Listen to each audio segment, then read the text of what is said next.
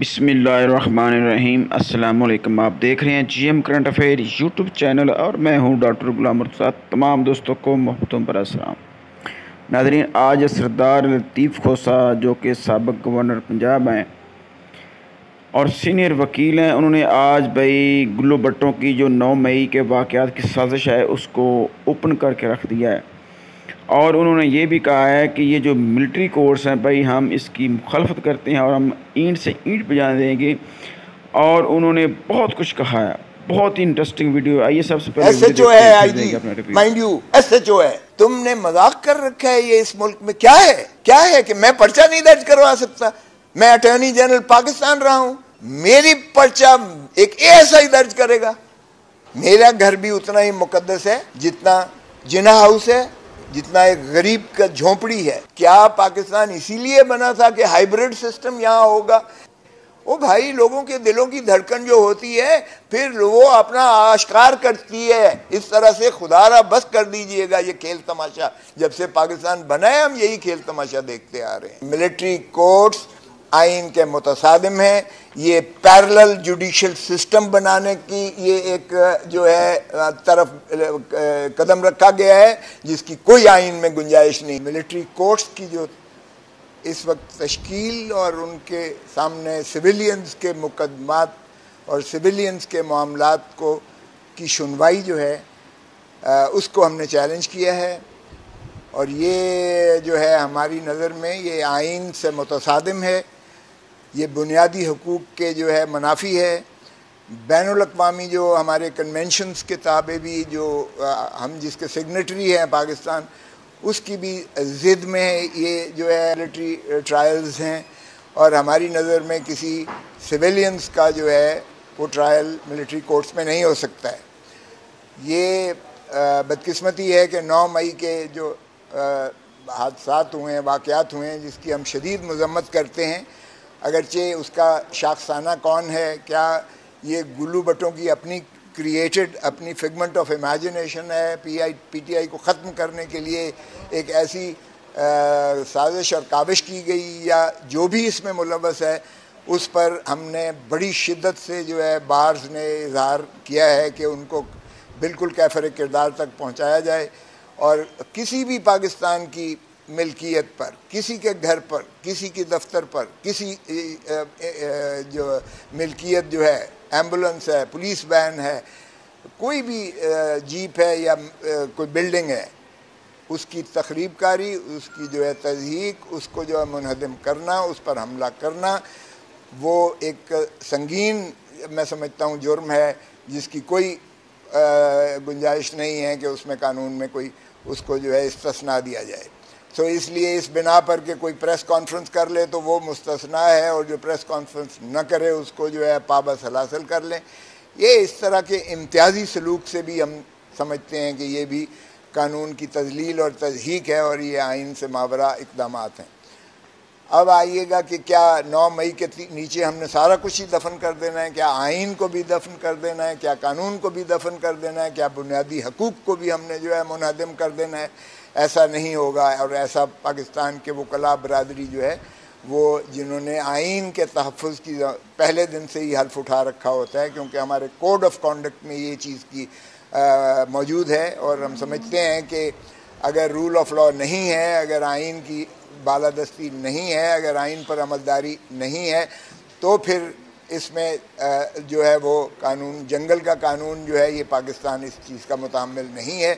और ना ही हमारे जो है ये तख़य्युल पाकिस्तान या तकमील पाकिस्तान के जो मेमार थे, चाहे वो अल्लामा इकबाल हों, चाहे वो कायदे आज़म मोहम्मद अली जिन्ना हों, या शहीद बाबा ज़ुल्फ़िकार अली भुट्टो जो आइन 1973 के खालिक हैं, ये उनकी रूह को उनके उसके मुताबिक बिल्कुल नहीं हो सकता है। तो हमें अगर एक पुरअमन, फलाही और जो है जमहूरी पाकिस्तान का तस्वर है तो उसमें आइन की बालादस्ती को मुसल्लम करना पड़ेगा।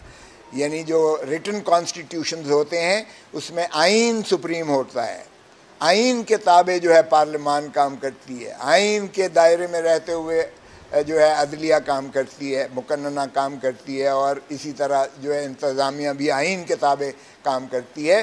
सो सुप्रीमेसी जो है वो आइन की है, न कि किसी इदारे की है। तमाम इदारे वो पाकिस्तान के आइन के ताबे काम करते हैं। तो हम समझते हैं कि ये यकीनन एक 9 मई का जो सानिया हुआ है उस पर, चाहे वो फ़ौजी इमलाक पर जो है कोर कमांडर हाउस पे की गई है या किसी भी उस पर की गई है, इसमें कानून हमारी जो है गुंजाइश बड़ा वाज़े रखता है। एंटी टेररिज्म अदालतें मौजूद हैं, एंटी टेररिस्ट कोर्ट्स और एंटी टेररिज्म एक्ट मौजूद है, जिसमें ये तमाम चीज़ों का अहाता जो है कानून करता है। और हमारे ताज़ीरात पाकिस्तान में भी ये तमाम जो जराइम हैं इनका अहाता करता है और उसको काबिल मुआख़ज़ा ठहराते हुए अदालतें मौजूद हैं जिन्हें हम सिविल कोर्ट्स कहते हैं। सो सिविलियंस का जो है ट्रायल और सिविलियंस की जो है सज़ा जज़ा वो हमेशा आर्टिकल 175(2) में वो अदालतों की जब तक हाई कोर्ट और सुप्रीम कोर्ट की supervisory jurisdiction, appellate jurisdiction, revisional jurisdiction, review jurisdiction, inherent jurisdiction के ताबे न हो, वो अदलिया नहीं कहला सकती है। सो ये मिलिट्री कोर्ट का कॉन्सेप्ट जो है, ये कोर्ट किसी ख़ास मखसूस यानी 1952 के एक्ट के तहत तो आप भले उसको कोर्ट कह दें, अदरवाइज़ ये ट्राइब्यूनल है। इसमें कोई जो है बहस तमहीज़ की भी गुंजाइश नहीं है। इसमें तो जो फैसला होता है वो एक लफ्ज़ पे होता है, गिल्टी नॉट गिल्टी। इसमें कोई जो है रीज़न्ड कोई फ़ैसला नहीं होता है कि अदालत ये अखज़ कर सके अपैलेट कोर्ट कि क्या एप्लीकेशन ऑफ माइंड, क्या इस पर गौर व खौज़ कानून के तकाज़े और इंसाफ के मुताबिक इंसाफ के तकाज़ों को मलहूज़ रखते हुए किया गया है या नहीं है। ये तो जब आप एक ही लफ्ज़ गिल्टी का लफ्ज़ या नॉट गिल्टी का लफ्ज़ लिखेंगे तो ये किसी भी महज़ब मुआशरे और किसी भी महज़ब कानून के तहत इसको आप अदालत नहीं कह सकते हैं। तो इसलिए ये अदालत कहना भी, मिलिट्री कोर्ट कहना, ये मिसनोमर है। ये बुनियादी तौर पर एक किस्म की एडमिनिस्ट्रेटिव ट्राइब्यूनल है। अगर ये मिलिट्री कोर्ट जो है अपना मिलिट्री पर्सनल के हद तक जो है हो तो ठीक है, उसका जवाब जो है, या ऑफिशियल सीक्रेसी एक्ट जो आता है उसमें भले कीजिएगा आप अपना, कोई आपका मिलिट्री पर्सनल कोई ऐसा जो है जुर्म करता है तो वो उसके दायरे में आता है। लेकिन अगर आप ये समझें कि एक सिविलियंस को भी पकड़ के आप जो है उसमें ट्राई कर सकते हैं, भले उसने हमला किसी जो है ऐसी तनसीब पे किया हो, कोर कमांडर हाउस पे किया हो, या कोर कमांडर हाउस हो या एक गरीब की झोंपड़ी हो, उतना ही तकद्दस है उसे। कानून में कोई इम्तियाज़ नहीं हो सकता है। मेरे घर पे अगर हमला हुआ है तो मैं कभी नहीं कहूँगा कि इसको मिलिट्री कोर्ट जो है ट्राई करे। मेरा घर भी उतना ही मुकद्दस है जितना जिना हाउस है, जितना एक गरीब का झोंपड़ी है। सो ये तशख़ीस और तमीज़ अदालतें, हमारा आइन, हमारा कानून, हमारा दीन, हमारा मज़हब, इमारत और गुर्बत, इक़्तिदार और एक बग़ैर इक़्तिदार के, कोई ओहदे में हो या बग़ैर ओहदे के हो, कोई ताकतवर हो या कोई गरीब हो, कोई अमीर हो या कोई मज़लूम हो, ये उस पर बिल्कुल तमीज़ तशख़ीस नहीं करता है। सो इसलिए ये काम बिल्कुल नहीं हो सकता है कि आप कुछ मनपसंद तो है आप उठा के उन्हें जो है मिलिट्री कोर्ट के पास सिविलियंस को भेज दें और जो प्रेस कॉन्फ्रेंस कर दे, भले वो FIR 96, 97, 98 जो कोर कमांडर हाउस पे हमले की FIR हैं बट 2023, भले उन्हीं में क्यों ना हो, वो तो जो है पवित्र हो जाता है, वो दूध का धुला हो जाता है। लेकिन दूसरे को आप उठा के पकड़ के बाबा सलासल करके उसको मिलिट्री कोर्ट में ले जाएं। हमने मोहतरम नवाज शरीफ साहब के फरमूदात भी इसमें साथ मुंसलिक किए हैं। ख्वाजा आसिफ साहब की वो तकारीर भी जो माशाअल्लाह वो बड़ी ज़ोर शोर से हमारी अस्करी क़यादत या उस इदारे के ख़िलाफ़ करते रहे। इसमें जो है राना सनाउल्लाह को भी हमने फ़रीक बनाया है। उसने भी जो कुछ शुभ ख्यालात फ़ौज के बारे में किए थे वो भी किए हैं। हमने मुस्लिम लीग नवाज़ की जितनी जो है वो उन्होंने जो पीछे साबका करते रहे हैं उसका भी हमने अहाता इसमें किया है। और अगर वो बगावत के जायचे में नहीं आते हैं, अगर वो जो है इस तज़हीक के बारे में नहीं आते हैं हमारे इदारे को, हम यकीनन फ़ौज को मजबूत तर फ़ौज देखना चाहते हैं। हमारी फ़ौज है, हमारे दिफा के लिए उन्होंने बहुत कुर्बानियाँ दी हैं, जानों के नजराने दिए हैं, कुर्बानियाँ दी हैं। हमें फ़ख्र है अपनी फ़ौज पर कि दुनिया की जो है बेहतरीन फ़ौजों में से है। ओह भाई, हमने यहाँ हुकूमत को रियासत से मुताबिकत दे दी, हुकूमत रियासत को हम तसव्वुर करने लग गए, अदलिया उससे ऊपर बैठ गई और मुक़्तदर हल्के उनसे भी ऊपर बैठ गए। ओ भाई, जो जमहूर, जो रियासत है, हमने उसको तो रद्दी की टोकरी में फेंक दिया है। 2/3 पाकिस्तान इस वक्त जो है वो रियासत की उनसे महरूम है। जिनको हक है हुक्मरानी का, उनके हक के वोट से भी हमने महरूम कर दिया, उनको नहीं दे रहे जो 90 दिन के अंदर लाजिम था इलेक्शंस करवाना। फिर उनके ऐवान भी, पार्लियामान, उनके असेंबलियां भी नहीं बनने दे रहे हम, और फिर उनकी हक हुक्मरानी भी हमने सल्ब कर ली है। तो 2/3 पाकिस्तान तो वैसे ही बेआईन अब हो चुका पाकिस्तान। बाकी का जो है आप देख लीजिएगा उसको क्या हाल हो रहा है। क्या पाकिस्तान इसीलिए बना था कि हाइब्रिड सिस्टम यहाँ होगा? क्या हमने इसीलिए जो है मुशक्कत करके, मेहनतें करके पॉलिटिकल सिस्टम को मजबूत करने की कोशिश की कि जब किंग्स पार्टी कोई बनाई जाएगी, किसी को तोड़ा जाएगा, किसी को बिगाड़ा जाएगा, किसी की लॉयल वफादारियां तोड़ी जाएंगी? अरे भाई, ये तो क्या हो रहा है? ये मुझे तो समझ नहीं आती है कि क्या डेपुटेशन पर कुछ लोग भेजे जाते हैं और फिर वो अपने पेरेंट डिपार्टमेंट में वापस चले जाते हैं, या इनको जहां से चोगा मिलता है वहां चले जाते हैं। देखिए, किरदार नहीं है तो कुछ नहीं है, वफादारी नहीं है तो वो इंसान नहीं है। इसलिए मैं समझता हूं कि भाई खुदारा, आइए हम अपने इदारों को मजबूत करें, आइए हम अपने निज़ाम को मजबूत करें, आइए हम अपने किरदार का जो है वो गम्माजी करते हुए हम जिसके साथ हैं या जहां हैं उन पार्टीज के साथ उनको मजबूत करें।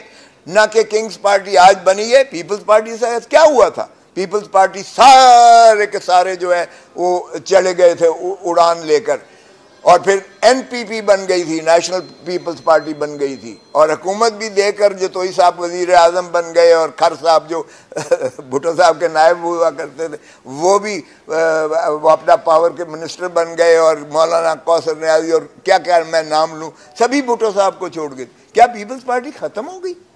ओ भाई, लोगों के दिलों की धड़कन जो होती है फिर वो अपना आश्कार करती है। इस तरह से खुदारा बस कर दीजिएगा ये खेल तमाशा। जब से पाकिस्तान बना है हम यही खेल तमाशा देखते आ रहे हैं। इसीलिए मैं समझता हूं कि जो हमने ये पिटीशन की है, हमने आइन को मजबूत करने की कोशिश की है, हमने अपनी फौज को मजबूत करने की कोशिश की है ताकि हमारी फौज गैर मुतनाज़ा हो। ये ना हो कि वो मिलिट्री कोर्ट की सजाओं पर जो है अवाम फिर बिफर कर कहें कि हमें नामंजूर हैं ये फैसले। यकीनन ये मुतनाज़ा होते हैं, तो फौज भी इससे मजबूत होती है अगर हम उनको जो है सिविलियन उससे बाहर रखते हैं। और इसी तरह हमारा आइन की बालादस्ती होनी चाहिए। पहले ही आइन को बहुत हमने बिगाड़ कर दिया, जो हमने 2 सूबों में इलेक्शंस नहीं करवाए। अब भी 12 अगस्त को इनकी म्याद ख़त्म हो रही है। 12 अगस्त के बाद केयर टेकर्स भी आएंगे और फिर उम्मीद है कि इलेक्शन बर वक्त और आइन के मुताबिक 60 दिनों के अंदर करवाने जो लाजिम है वो 60 दिन फिर ज़ियाउल हक की तरह 9 साल 11 साल नहीं होंगे, उम्मीद है। मिलिट्री कोर्ट्स आइन के मुतसादिम हैं। ये पैरेलल जुडिशल सिस्टम बनाने की ये एक जो है तरफ कदम रखा गया है जिसकी कोई आइन में गुंजाइश नहीं। अब फिर एक एएसआई की तरफ से पर्चा दर्ज करवा दिया गया है। ये कब तक ये तमाशा होगा? हमला मेरे घर पर हुआ है, ड्राइवर मेरे को गोली लगी है, गाड़ी और गेट और उस पर जो है मेरे घर पर गोलियों के निशान जो है पाए गए हैं। 4 महीने पहले मेरे बेटे पर गोलियों मारकर बाजू से आर पार हो गए तो सीने से मसख करते हुए गोली गुजरी, जो 4 माह कर्ब और अजियत में रहा। अरे भाई, तुमने मजाक कर रखा है। ये इस मुल्क में क्या है? क्या है कि मैं पर्चा नहीं दर्ज करवा सकता? मैं अटॉर्नी जनरल पाकिस्तान रहा हूं, मैं पाकिस्तान का सीनियर अमंग्स सीनियर मोस्ट वकील हूं। मेरी पर्चा एक एएसआई दर्ज करेगा और वो गोल कर गया है कि मेरे ड्राइवर को गोली लगी है। छोड़ें, बाढ़ में जाएं। मुझसे मैंने सिर्फ ये तकाजा किया था जब ये एसपी और ये आए थे। मैंने कहा देखें, ये गवर्नर हाउस रहा है, फॉर्मर गवर्नर हाउस। मैं रिटायर्ड गवर्नर हूं। अगर मैं रोज जो है आईजी प्रेस कॉन्फ्रेंस करता है